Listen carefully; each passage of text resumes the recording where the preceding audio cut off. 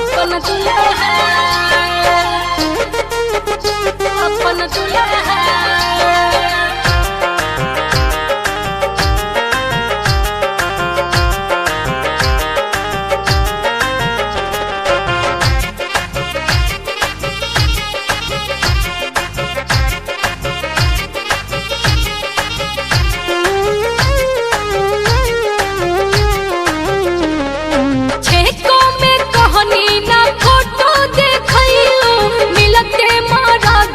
सहेली भूलैलू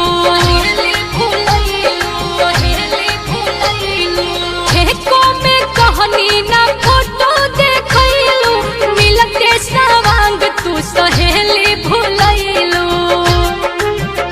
सखी दुल्हा हाँ हाँ दुल्हा ये सखी दुल्हा देखाई तू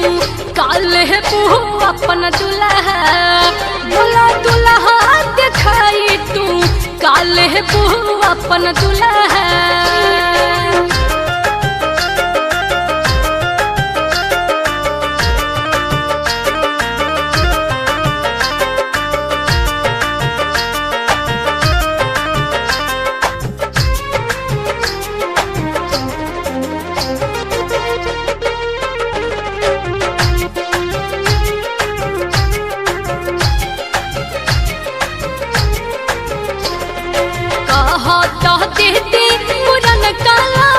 करिहा प्याज खूबे पहिया में भर के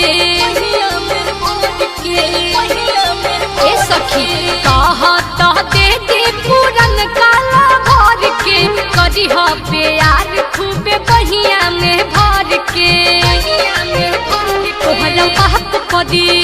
अभिशाप करी जदि सखी से करब दगा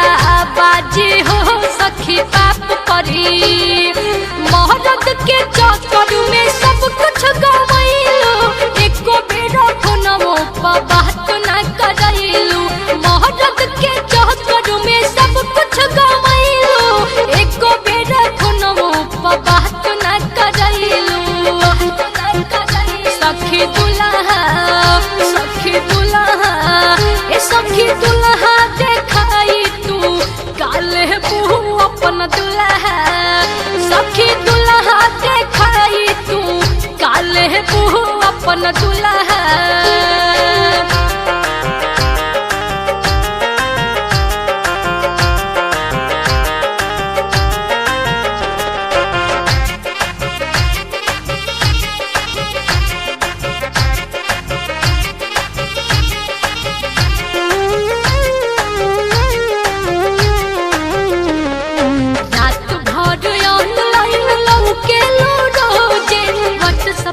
जालू तू के करा के खोजे के हो बोला रात भर ऑनलाइन लौके रोजे व्हाट्सएप पर जालू तू के करा के खोजे हर सूरतिया रोजे रतिया भइल मोहिनी रूपवा दे कोरिया के बतिया सबसे छुपैबू सज गम के बोलो न कहवालू कईबू कई दिन ले बात सखी सबसे छुपैबू सज गम के बोलो न कहवालू कईबू अपना सैया से अपन पिया से बोला आपू से मिलाई तू काले बहू सखी दुल्हा ओ सखी दुल्हा दिखाई तू काले बहू अपन दुल्हा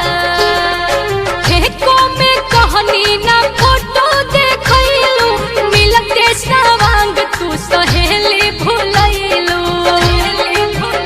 सखी दुल्हा हाँ हाँ दुल्हा ये सखी दुल्हा देखाई तू काले बहू अपन दुल्हा भोला दुल्हा देखाई तू काले बहू अपन दुल्हा